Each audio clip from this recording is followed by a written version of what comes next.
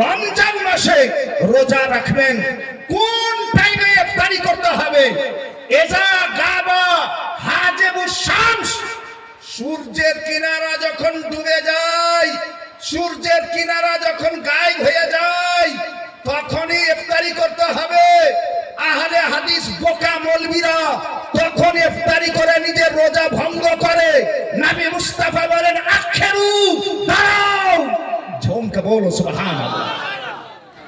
আকা সাল্লাল্লাহু আলাইহি ওয়াসাল্লাম বলছেন দাঁড়াও, ইফতারি করতে হবে না, দাঁড়াও, মাগরিবের নামাজ পড়তে হবে না। সূর্যের কিনারা ডুবে গেছে, মুসলমান, সূর্যের কিনারা ডুবে গেছে। নবী সাল্লাল্লাহু আলাইহি ওয়াসাল্লাম বলছেন, বুখারী খোলা দেখালেন, বুখারীর হাদিসে লেখা আছে। যারা ঝুমকে বলবে না সুবহানাল্লাহ, সবাই গজলে হাত তুলে, আপনারা বক্তব্য একবার হাত তুলে দেখান তো নবীর মহব্বতে, ইয়া রাসূলুল্লাহ, মাশাআল্লাহ, আলহামদুলিল্লাহ। হে ব্রাদার, নবী সাল্লাল্লাহু আলাইহি ওয়াসাল্লাম বলছেন দাঁড়াও, মাগরিবের নামাজ পড়িও না, দাঁড়াও, ইফতারি করিও না। তাহলে হুজুর সূর্যের কিনারা ডুবে গেছে, নবী সাল্লাল্লাহু আলাইহি ওয়াসাল্লাম বলছেন হাত্তা তাগিবা শামস, যতক্ষণ পর্যন্ত পূর্ণভাবে সূর্য না ডুবে যাবে ততক্ষণ পর্যন্ত ইফতারি করবে না। সুবহানাল্লাহ, বলো সুবহানাল্লাহ। এবারে বলেন কারা আগে ইফতারি করে? হানাফি আগে ইফতারি করে না আহলে হাদিস আগে ইফতারি করে? এরা আগে জাহান্নামে যায়। সত্যি বলতে হযরত নবীর কথার উল্লঙ্ঘন করছে। নবী বলেছেন শুধুমাত্র কিনারা ডুবলে তোমাকে ইফতারি করতে হবে না, মাগরিবের নামাজ আদায় করতে হবে না। হাত্তা তাগিবা শামস, যতক্ষণ না পর্যন্ত সূর্য মুকাম্মাল গায়েব না হয়ে যাবে। সূর্য মুকাম্মাল গায়েব 5 মিনিটের পরে হচ্ছে হানাফি জামাত 5 মিনিট পরেই ইফতারি করছেন। সুবহানাল্লাহ। বেশক আর একটা কথা মনে রাখেন, সারা দিন রোজা রেখেছেন আপনি, 2 মিনিট ইফতারের আগে যদি আপনি ইফতারি করলেন, আপনার গোটা দিনের রোজা গিয়েও। জি। আর যদি 2 মিনিট পরে ইফতারি করেছেন, তবুও আপনার রোজা জিও। আরে ঝুমকে বলো সুবহানাল্লাহ। যদি 2 মিনিট পরে জেনে বুঝে টাইম হয়ে গেছে, তবু 2 মিনিট পরে আপনি ইফতারি করছেন, আপনি গুনহেগার হবেন না, আফজালের খেলাফ করলেন, মুস্তাহাবের খেলাফ করলেন। এটা খেলাফে আওলা, কোন কোন ইহতিয়াতে খেলাফে আওলা করাটাই উত্তম আছে। জি। হে ব্রাদার, তাই प्रत्येक कैलेंडर एहतियातन 2 मिनट पहले किया गया, बाद में किया गया। কেন किया गया? খেলাফে আওলার কারণে হচ্ছে, এটাই বেহতার আছে, এটাই এহতিয়াত আছে। আমরা সূর্যের পরশুতে বাস করছি না, অনেক দূর থেকে সূর্যকে দেখতে হচ্ছে। হে ব্রাদার, তাহলে বুঝতে পারা গেল 2 মিনিট পরে যদি আপনার ইফতারি করা যায়, ইফতারিও হবে, সুন্নাতও হবে, আফজালটা হলো না, এটা আলাদা জিনিস। কিন্তু রোজা আপনার হয়ে গেল, আর 2 মিনিট আগে যদি ইফতারি করেছেন তো আপনার সুন্নাতও হলো না, আফজাল হলো না, কিছু হলো না, শেষমেশে রোজাটাও চলে গেল। শেষমেশে রোজাটাও গেল। তাহলে এবারে নিজে বলেন, আপনি হানাফি হবেন না আহলে হাদিস হবেন? এবার বলেন, আহলে হাদিস হওয়াতে লাভ আছে না হানাফি হওয়াতে লাভ আছে? হানাফি হওয়াতে লাভ আছে। হানাফি হওয়াতে যদিও কষ্ট হচ্ছে, 20 রিকাত ইবাদত করছেন। ঝুমকে বলো সুবহানাল্লাহ, সুবহানাল্লাহ। এই আদমরা যারা আছে, আদমরা ইমানের কানা দাজ্জাল, এরা 8 রিকাত পড়ে পার হয়ে যাচ্ছে, জীবনে তারাবি পড়ে না। হে বেরাদার, এদেরকে হাসরের ময়দানে দেখতে পাবেন, এদের চেহারা কালো হয়ে যাবে, এরাকে চিনতে পারা যাবে না মুসলমান বলে। আর যত রকমের দাবি করুক, যাই হোক বন্ধুগণ আমার, আজকে এই পাঁচল গ্রামের বড় জামে মসজিদের উন্নতি কল্পের এই পবিত্র জলসা, একটু আপনাকে আমি নবী সাল্লাল্লাহু আলাইহি সাল্লামের যে আয়াতখানা পড়েছি তার ব্যাখ্যা না করলে আমাকেও ভালো লাগবে না আর আপনাদেরকেও ভালো লাগবে না। তাই একবার মহব্বতে দুরূদ পড়েন। তা আমি একটু আগে বলছি, আল্লাহুম্মা সাল্লি আলা সাইয়্যিদিনা মাওলানা মুহাম্মদ ওয়া আলা আলি সাইয়্যিদিনা মাওলানা মুহাম্মদ সাল্লাল্লাহু তাআলা আলাইহি ওয়াসাল্লাম। বন্ধুগণ, আমার নবী সাল্লাল্লাহু আলাইহি ওয়াসাল্লাম বাদশা ছিলেন। আমার নবী সাল্লাল্লাহু আলাইহি সাল্লাম মুআল্লিম ছিলেন, শিক্ষক ছিলেন, অভিভাবক ছিলেন। এই নবী মুস্তাফা যখন মক্কা নগরী আসলেন, আমার দয়াল ওয়াকা চতুর্দিকে দেখছিলেন। আমার নবী সত্যি বলতে 12 বছর বয়সে বিদেশ ব্যবসাতে গেছেন। নবী সাল্লাল্লাহু আলাইহি সাল্লামের ব্যবসার লক্ষ্য ছিল না। নবী শুধু দেখছিলেন সারা দেশকে কোন জায়গার পরিবেশ কিরকম আছে। সুবহানাল্লাহ। 12 বছর বয়সে আমার নবী মুস্তাফা মক্কা দেখেছেন, মদিনা দেখেছেন, ইরান দেখেছেন, ইরাক দেখেছেন, সিরিয়া দেখে নিয়েছেন। 12 বছর বয়সে আকা সাল্লাল্লাহু আলাইহি সাল্লাম ছোট মানুষ তো দেখেছেন, সব চাইতে বড় বিজ্ঞ ওয়ারকা বিন নওফল তাকে তো দেখেছেন। তার চাইতে আগে বাসরা বলে একটা টাউন, ওখানে বিশাল বড় একজন বিদ্বান, তিনি রাহিব ছিলেন। তার নাম ছিল বুহাইরা আর একজনের নাম ছিল নাস্তুরা। নবী সাল্লাল্লাহু আলাইহি ওয়াসাল্লাম এই ধরনের বড় বড় বলিষ্ঠ নেতা টাইপের লোকের সঙ্গে আমার নবীর সাক্ষাৎ হয়েছিল। নবী সাল্লাল্লাহু আলাইহি সাল্লাম সব কিছু প্রত্যক্ষ করার পর দেখলেন নবী মক্কাতেও স্কুল নাই, মদিনাতে স্কুল নাই, ইরাকে স্কুল নাই, ইরানে স্কুল নাই, সামারকান্দে স্কুল নাই, সিরিয়াতে স্কুল নাই, কোন জায়গাতে স্কুল নাই। নবী সাল্লাল্লাহু আলাইহি সাল্লাম দেখলেন তাহলে আমি আমার উম্মতকে তালিম কি করে দিব। আমার নবী সবচাইতে আগে মদিনাতে একটা স্কুল খুললেন। ওই স্কুলের নাম রাখলেন আসহাবে সুফা। সেই মাদ্রাসার নাম ছিল আসহাবে সুফা। আমার আকা মুস্তাফা এই মাদ্রাসা থেকে ইলম প্রচার করতে আরম্ভ করলেন। আজকে আমাদেরকে দুঃখ করা উচিত আর দুঃখ হওয়া উচিত যে আমাদের মাদ্রাসায় সীমিত পড়া হয় শুধু কোরআন, শুধু হাদিস, আর কিছু আরবি আদব, কিছু উর্দু। আর নবী সাল্লাল্লাহু আলাইহি সাল্লাম নিজে কোরআন হাদিস, তার সাথে সাথে নবী সাল্লাল্লাহু আলাইহি ওয়াসাল্লাম ডক্টরিও পড়াতেন। সুবহানাল্লাহ, সুবহানাল্লাহ। ডক্টরি পড়াতেন। কিতাবুত তিব বুখারীতে লেখা আছে। আমার নবী সাল্লাল্লাহু আলাইহি ওয়াসাল্লামের ছাত্ররা বড় বড় সার্জন ছিলেন, ডক্টর ছিলেন।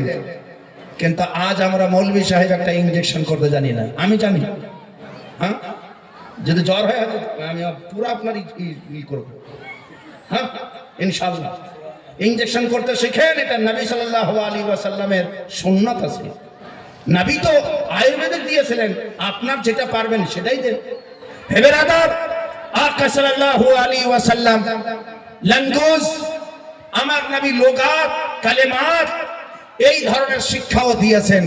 আমার নবী মুস্তাফা জেনারেল নলেজের শিক্ষা দিয়েছেন। একটা ঝমকা বলিয়ে সুবহানাল্লাহ। হে বেরাদার, সেই নবীর শিক্ষার সামনে কারো শিক্ষা টিকিনি। সেই নবী সাল্লাল্লাহু তাআলা আলাইহি ওয়াসাল্লাম উম্মতকে শিক্ষা দিয়েছেন, হে আমার উম্মতেরা, তোমরা সৎ ব্যবহার রাখো। আকা মুস্তাফা সাল্লাল্লাহু তাআলা আলাইহি ওয়াসাল্লাম যখন গারে হিরা থেকে জিবরিল আমিনের সঙ্গে সাক্ষাৎ হয়েছে, নবী মুস্তাফা বাণী আসলেন। খাদিজাতুল কুবরা রাদিয়াল্লাহু তাআলা আনহাকে বলছেন, জাম্মিলুনি জাম্মিলুনি, ও খাদিজা আমাকে ঠান্ডা লাগছে, নুরানি চাদর ওড়িয়ে দাও। হযরতে মা খাদিজা রাদিয়াল্লাহু তাআলা আনহা আমার আকায় আমার মুস্তাফাকে চাদর ওড়িয়ে দিচ্ছেন। সুবহানাল্লাহ। ও আমার মায়েরা, বোনেরা গো, আপনারা শুনলে আশ্চর্য যাবেন। ভালোবাসা কাকে বলে? আজকাল স্বামীকে স্ত্রী কেমন ভালোবাসছে, নিজের নিজের কলেজাতে হাত রেখে বলবেন, স্বামী যা করে স্ত্রীকে যদি ভালো লাগতে লাগে তাহলে জেনে নিয়ে এই বিবি ভালোবাসাই পড়ে আছে। আর মহব্বতে বলেন সুবহানাল্লাহ। সুবহানাল্লাহ। কথা কথাই যদি স্বামীর সামনে মাস্টারিগিরি করে তাহলে জেনে নিয়েন নাই, ওই জিনিসটা নাই, এই মাস্টার নিয়ে এসেছে, পুলিশ এসেছে, এটা স্বামী নয়, এটা আসামি। হ্যাঁ, আর যদি স্বামীকে এত ভালোবেসেছে যে স্বামীর প্রত্যেক কাজ তাকে ভালো লাগছে, প্রত্যেক কাজ ভালো লাগছে। নবী সাল্লাল্লাহু তাআলা আলাইহি ওয়াসাল্লাম গারে হেরা মানে একটা পাহাড়ের উঁচু টিলাতে আবার নিচে একটা গর্ত গুফা, ওখানে নবী বসে আল্লাহর ইবাদত করতেন। হযরতে খাদিজাতুল কুবরা দেখতেন এখনো নবী আসলেন না, আমার স্বামী আসলেন না, আমার কলেজা আসলেন না। হযরতে খাদিজাতুল কুবরা গরম গরম খাবার তৈরি করে আর ওই গুফাতে নিয়ে যেতেন, আর থোবড়া খাওয়ার মতো করে স্বামীকে খাওয়াতেন। ঝুমকে বলো সুবহানাল্লাহ। সুবহানাল্লাহ। হেডের আদর আকা সাল্লাল্লাহু আলাইহি ওয়াসাল্লামকে 15 বছর পর্যন্ত নবী গেছেন। কত বছর? 15 বছর পর্যন্ত আমার আকা মুস্তাফা সাল্লাল্লাহু আলাইহি ওয়াসাল্লাম গেছেন। হযরতে খাদিজা জীবনে কোনোদিন বলেননি যে বেকার বেকার আপনি ওখানে কিসের জন্য যান, ওখানে কোনো জমির দলিল হচ্ছে নাকি, ওখানে মাইনা পাওয়া যাচ্ছে নাকি, টাকা পাওয়া যাচ্ছে নাকি, কিছু নয়। তাহলে খাদিজাতুল কুবরা রাদিয়াল্লাহু তাআলা আনহা নবীকে কোনোদিন টুকছেন না কেন? হযরত মা খাদিজাতুল কুবরা রাদিয়াল্লাহু তাআলা আনহা বলছেন, আমি আমার মুস্তাফাকে জেনে নিয়েছিলাম, এত ভালোবেসে নিয়েছিলাম, উনি যেটাই করতেন সেটাই যেন আমাকে ভালো লাগতো। সুবহানাল্লাহ। এই কারণে আমি তাকে কোনোদিন জীবনে নিষেধ করিনি। হঠাৎ করে ওই মুস্তাফাই আসলেন, আসার পরে বলছেন ঠান্ডা লাগছে, চাদর ওড়িয়ে দাও। হযরতে খাদিজাতুল কুবরা চাদর ওড়িয়ে দিয়েছেন, শুধু চাদর ওড়িয়ে দেননি, জড়িয়ে ধরে আছেন। আমার নবী মুস্তাফা কাঁপছেন। মা খাদিজা সেদিন চোখের পানি ঝরে যায়। আল্লাহু আকবার। খাদিজাতুল কুবরা রাদিয়াল্লাহু তাআলা আনহা করুণ চোখে নবী মুস্তাফার দিকে তাকাই। নবী আমার বলেন, ইন্নী খাশিতু আলা নাফসি। খাদিজা, মনে হচ্ছে আমি আর ভার সহ্য করতে পারবো না, মনে হচ্ছে আমি দুনিয়া থেকে বিদায় নিয়ে যাব। খাদিজা, আমি যেন আমার জানের উপরে ভয় পাচ্ছি। খাদিজাতুল কুবরা বলছে, কাল্লা ওয়াল্লাহি ইয়া রাসূলুল্লাহ, হতেই পারে না, ইয়া নবী আল্লাহ, হরগিজ হতেই পারে না। আপনি দুনিয়া থেকে বিদায় নিয়ে যাবেন, আপনি ইন্তেকাল করে যাবেন, আপনি ভয় পাচ্ছেন। হুজুর, আমি আপনার বিবি, আমি বলছি আল্লাহ আপনাকে কোনোদিন অপদস্থ করবেন না, আল্লাহ আপনাকে কোনোদিন রসুয়া করবেন না, আল্লাহ আপনাকে কোনোদিন লজ্জিত করবেন না। ইয়া রাসূলুল্লাহ সাল্লাল্লাহু তাআলা আলাইহি ওয়াসাল্লাম, সারা জীবন আপনাকে আমি দেখছি, যতদিন থেকে আপনার বিবি হয়ে এসেছি ততদিন থেকে দেখছি, ইন্নাকা তুকসাবুল মাদু।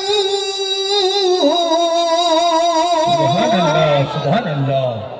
ইয়া রাসূলুল্লাহ, যারা খাবার পায় না তাদেরকে খাবার দেন, পাগল মানুষ কিছুই জানে না, তাদেরকে বুদ্ধি দেন, এমন বুদ্ধি দেন সমাজের নেতা হয়ে যায়।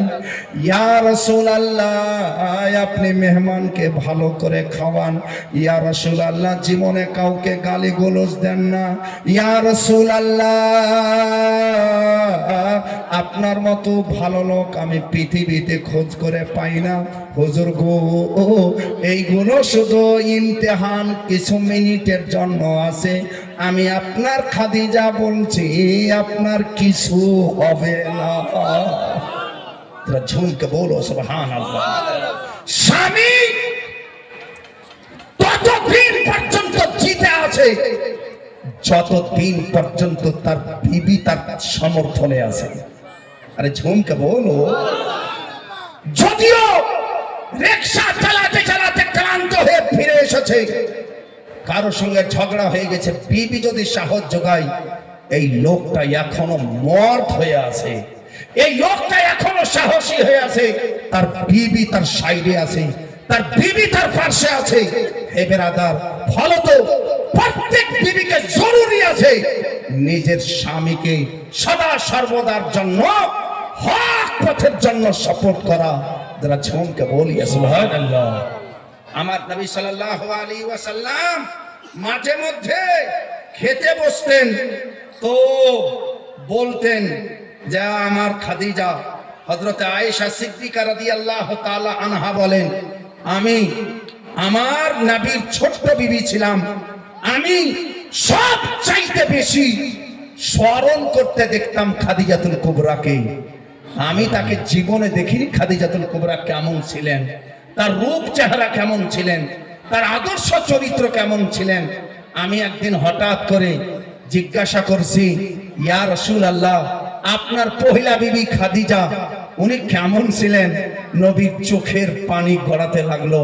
আরে ঝুমকে বলিয়ে, যদি কোনো বিবি মারা গেছে, নামাজ পড়েনি, কাহিলি করেছে, রোজা ঠিক মতো রাখতে পারেনি, এই বিবি মারা গেছে, তার স্বামী নামাজ পড়ে, তার স্বামী হজ করেছে, তার স্বামী আলিমে দিন আছে, ওই বিবির মহব্বতে হৃদয় নিংলানি, চোখের অশ্রু যদি গড়ে যায়, নবী মুস্তাফা গ্যারান্টি দিয়েছে বিবিটি জান্নাতি হয়ে গেছে। সুবহানাল্লাহ। এ বিরাদার, স্বামীর দোয়া পীরের চাইতে বড় দোয়া, স্বামীর দোয়া সমাজের চাইতে বড় দোয়া। সেই স্বামীর দোয়া হামেশা রেখে রাখিয়েন। মায়ের দোয়া পীর সাহেবের দোয়ার আগে দোয়া, মায়ের দোয়া ইমামের চাইতে আগের দোয়া, মায়ের দোয়া বাপের দোয়া। দুনিয়ার যত কেউ আছে নবী ছাড়া, সব চাইতে আগে দোয়া হলো মা বাবার দোয়া। আমার আল্লাহ বলছেন, মা যদি হাত তুলে দেয়, মা যেমনই হোক না কেন, নাউজুবিল্লাহ, আমার মুখে সেই শব্দ আসে না, মা যদি ওই জায়গারও থাকে আর মা মুমিনা থাকে, মায়ের ঈমান আছে, আর বেটার জন্য যদি দুয়াতে হাত তুলে, আমার আল্লাহ বলেন এই মায়ের দুয়া আমি খালি ফিরিয়ে দিই না। যারা ঝুমকে বলিয়ে সুবহানাল্লাহ। ফলত বাবা মারা গেছে, কবর চিনহে না কোথায় আছে, 1 বছর হলো। মা মারা গেছে, কবর চিনহে না আমার মা কোথায় আছে। বন্ধুগণ আমার, 40 দিন মৌলভী মাওলানাকে যতক্ষণ পর্যন্ত তার শরীরের ঘাম না বাহির করবে, ততক্ষণ পর্যন্ত দুপুরে 4টি খাবার দেবে না। জিয়ারতে নিয়ে যাবে, এখানে টানবে, ওখানে টানবে, এখানে টানবে। এই টানাটানি করে নেকি পাওয়া যায় না। এই মুসলমান, বসে আছে চেয়ারে, কয় পারা পড়া হলো, গেল তোমার সব পারা, এক আয়াতের সওয়াব পাওয়া যাবে না। তালবিলিন যদি বেনা লালচে, বেনা স্বার্থে আপনার বাড়িতে এসে চেয়ারে বসে ট্যাং হিলিয়ে চলে যায়, এটাই সওয়াব হয়ে যাবে। সুবহানাল্লাহ। আর যদি স্বার্থ আছে আর পারা পারা পড়ে চলে গেছে, চাইরা না আপনাকে সব সওয়াব পাওয়া যাবে না, মনে রাখেন। হ্যাঁ, কিছু পাওয়া যাবে না। আপনি ভাবছেন জান্নাত খরিদ করে নিব, বাপদাদার জান্নাত আছে,